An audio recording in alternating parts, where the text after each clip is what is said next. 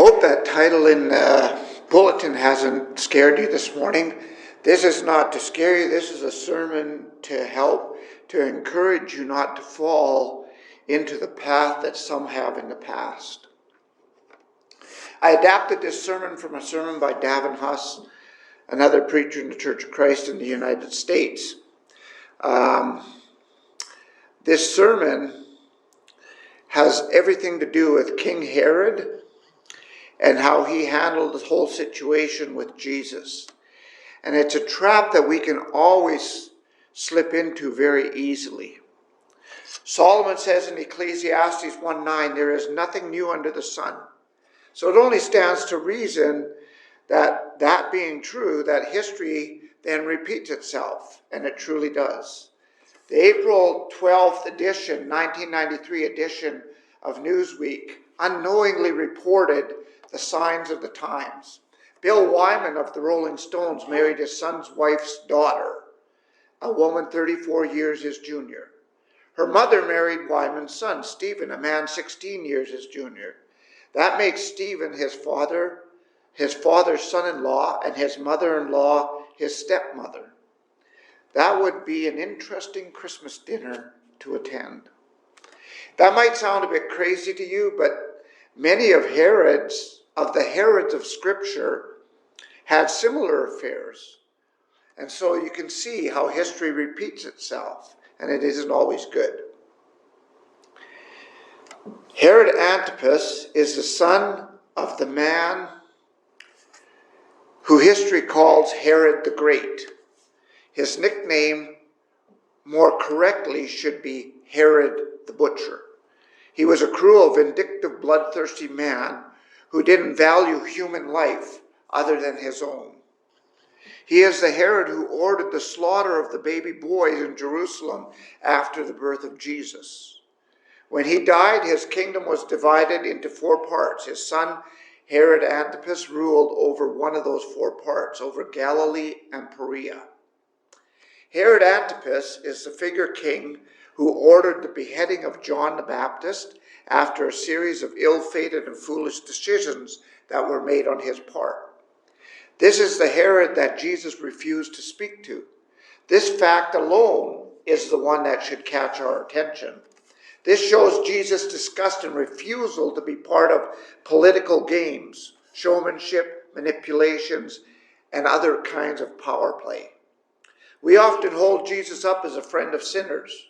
The prostitute that wet his feet with her tears and he forgives her sins. The blind man that cried out for his mercy and he stops his journey and heals him. The tax collector who climbed the tree to see if he could see Jesus. He called down from that tree and he said, I'm going to join you at your house for dinner. And yet Jesus refuses to speak to a politically motivated King Herod Antipas. We have all heard about the love of Jesus, but this here story is about the wrath of the Lamb. So in summary, Jesus avoided Herod. He sent him a message of rebuke, calling him a fox, and appropriately so, and he wouldn't speak to him. Herod Antipas was a player in part of both John the Baptist's demise and the crucifixion of Jesus. Following is a cautionary story of 7 steps Herod took on the road to hell. It contains a strange mixture of qualities which form a vain character. In the beginning of Herod's self-destruction, it didn't begin with Jesus. It began with John the Baptist and a woman called Herodias. These 2 men had absolutely nothing in common with each other. Herod was your typical ruler, having power, an egocentric mind focused on only his personal pleasure and wealth. John, on the other hand, was a strange preacher who wore rough camel's hair clothing, who ate locusts and wild honey, and refused to be part of the political scene as well. His focus was solely and completely on God and the fulfillment of God's mission given to him. It isn't clear whether John went to Herod or Herod went out to see John and was among the throngs of people who went out and was baptized by John. But Herod had divided loyalties. He liked John the Baptist. He listened to him gladly. Mark tells us in Mark chapter 6 and verse 20. Though he liked John, the temptation that got him was his lust for Herodias, his brother's wife, who was also his niece. In disregard for all that is decent and right, he took her for his wife, committing adultery and incest. John confronted him to his face and told him it was wrong for him to do that. Having repeated this several times to the king would be an automatic sentence of death for most people. But Herod listened to John, and it even seems that he considered what John had told him. Mark 6:20 says, Herod feared John, knowing he was a righteous and holy man. Herodias wanted John dead, but Herod, in his torn turmoil, had John thrown in prison for the purpose of protecting him from Herodias. That didn't work out so well. Here is the tormented, tortured, and troubled soul. He liked what John was saying, and part of him desired God perhaps even, but he desired Herodias also. What a dilemma he had put himself in. He tried to have both because he didn't want to give either up. But he couldn't have both, and as most sinners do, he tried to balance it out by protecting John in prison, which made him feel like he was doing a good thing, as he took Herodias to be his wife, fulfilling his fleshly desires. That never, ever works out. No one can sit on the fence and live forever. You will ultimately be forced to make a decision. Everyone eventually has to make a choice between the two. God's truth demands that a decision be made. Oh, the folly of foolish promises. Mark 6:21-28. Herod wouldn't give up Herodias and his lust for her, but he also wouldn't kill John the Baptist for Herodias. Herod is literally the proverbial double-minded person that James talks about in James 1:18. He is unstable in all his ways. He knows the truth but doesn't want to obey. He wants Herodias even though he knows it's wrong and he knows he shouldn't be with her. So what is Herodias supposed to do? What is Herod supposed to do? And what does he choose to do? Well, the answer comes at the innocent birthday party, or maybe not so innocent, where everyone is celebrating and having a good time. First comes the feast that all of his key men are invited to. It is assumed that the wine flowed freely, as was the norm. And after the feast, when Herodias was half hammered or drunk, Salome, the daughter of Herodias, came in to dance before him. The Greek indicates here that it was a sensual performance that was meant to entice and arouse Herod's base passions.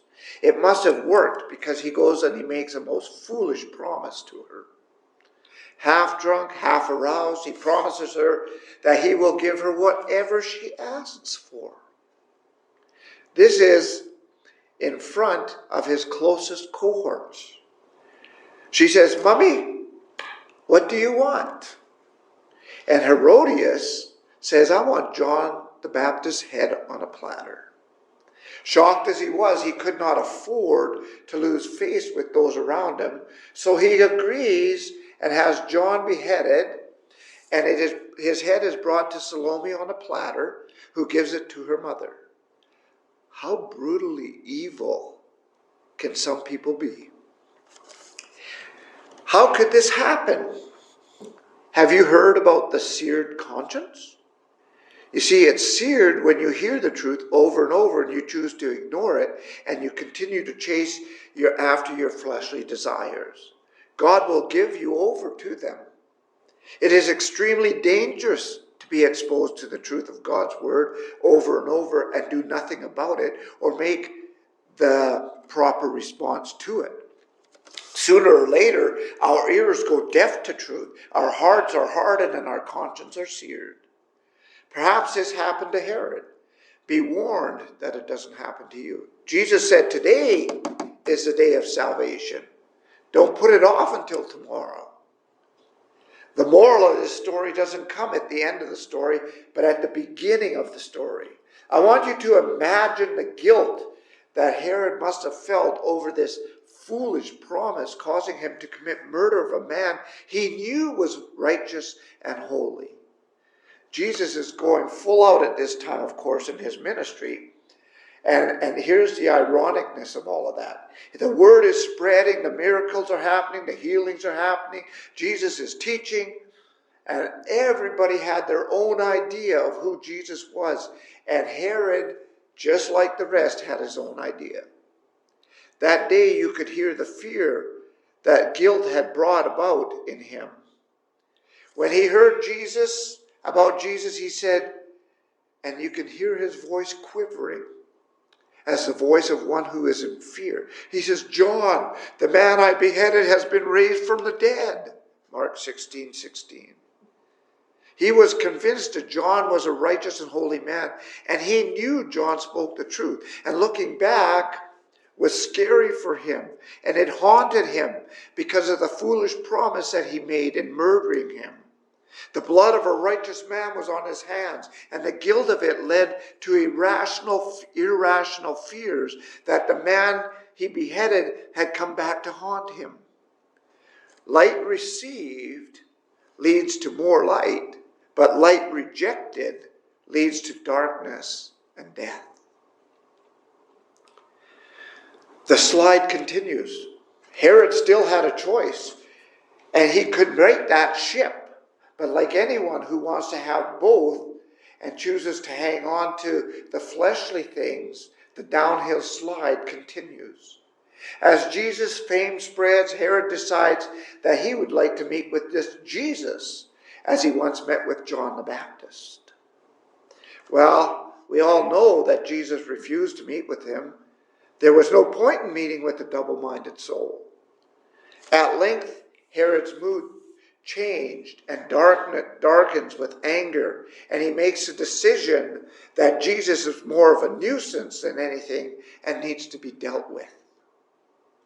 Well, when the Pharisees warned Jesus to leave the region for his own safety, Jesus gives Herod the only words that he could personally hear from him.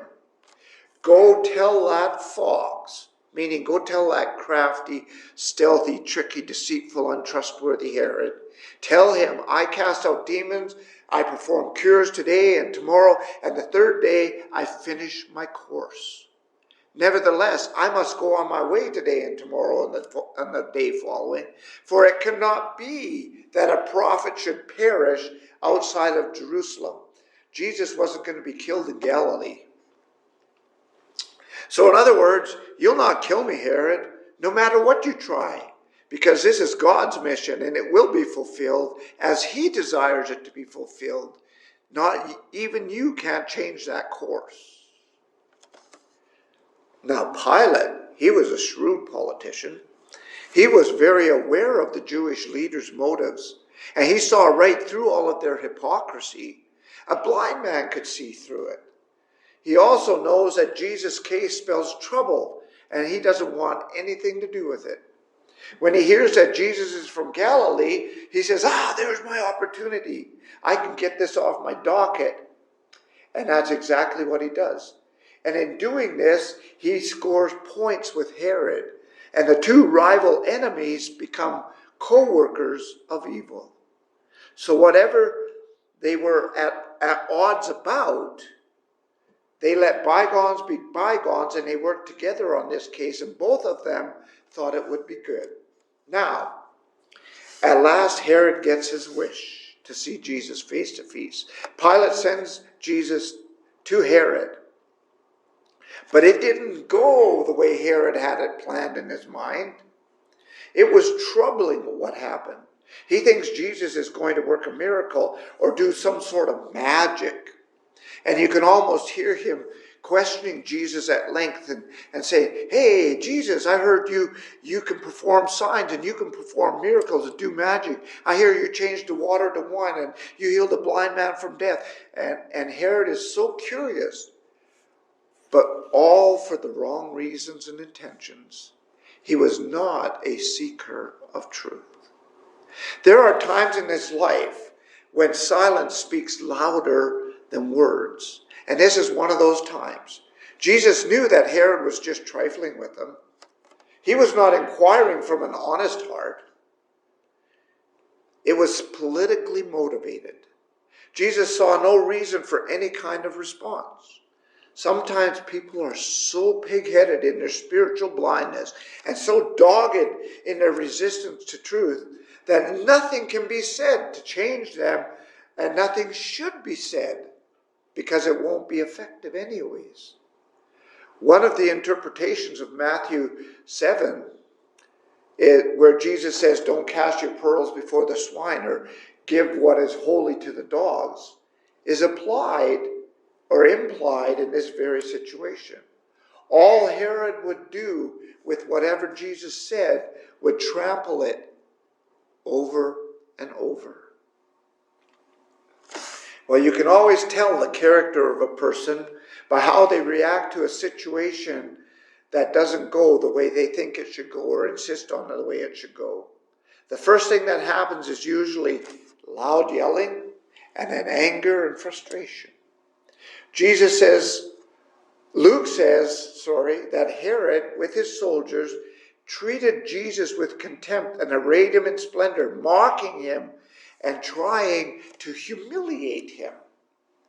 Imagine mocking the Son of God who you've just tried to get to do a miracle, knowing he can do them, knowing his power, his strength. Not a good place to be. But Herod's true character shows through in the end when Jesus refuses to answer. Curiosity turns to ridicule, and that is who Herod always was, and Jesus knew it. That was his character. And that is the case with so many who want things their way and want to control other people. When you don't play their game, they are embarrassed, and they can only react in sarcasm and anger and mockery, trying to demean the person. And that is exactly what Herod does in the case with Jesus. So Jesus is brought back once more to Pilate, because Herod refuses also to make a ruling against Jesus. There's no need to ask yourself why. You understand why. The irony of the story is that both Pilate and Herod knew that Jesus was innocent. Yet in the end, it made no difference.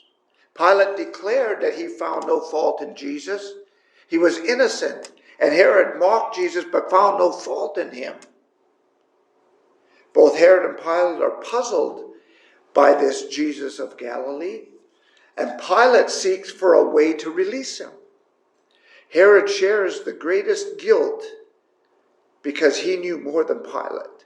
He was exposed to the truth through John the Baptist, and in that moment he was waiting for, and he met Jesus, he failed completely. As we come to the end of this lesson, I want us to take note of how eager Jesus always was to respond to anyone who called out to him.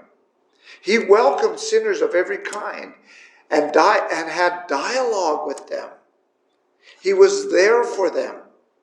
He even answered lawyers who came to him and tried to trip him up with their supposed clever questions so they could find fault in him. Whenever Jesus finds a heart that is even a little bit open, he responds with grace and truth. Herod never called out to Jesus. Neither did he come to Jesus with any kind of heart that resembled openness or a desire for truth. That is why Jesus had nothing to say to him.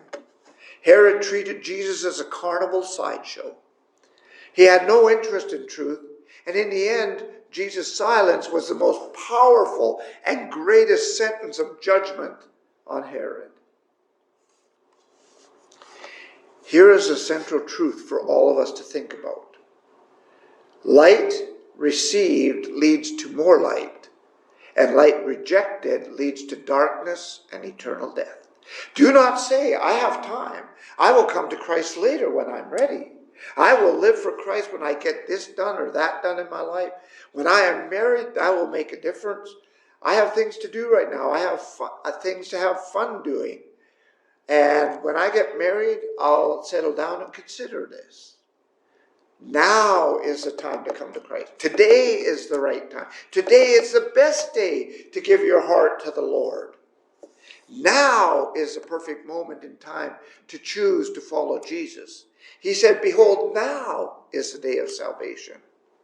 It is not enough to hear truth. It is not enough to know truth. It is not enough to listen to truth over and over again. It is not enough to be deeply convicted by truth. There needs to be action taken when you are convicted of truth. Hebrews 4:7 says, he appoints a certain day, today, saying through David, so long afterward, in the words already quoted, today, if you hear the voice of Jesus, do not harden your hearts. Folks, don't make the grievous error that Herod did. Today is the day of salvation. And if you want to make that choice today, we invite you to come forward as we stand and we sing. And let's make the right choice.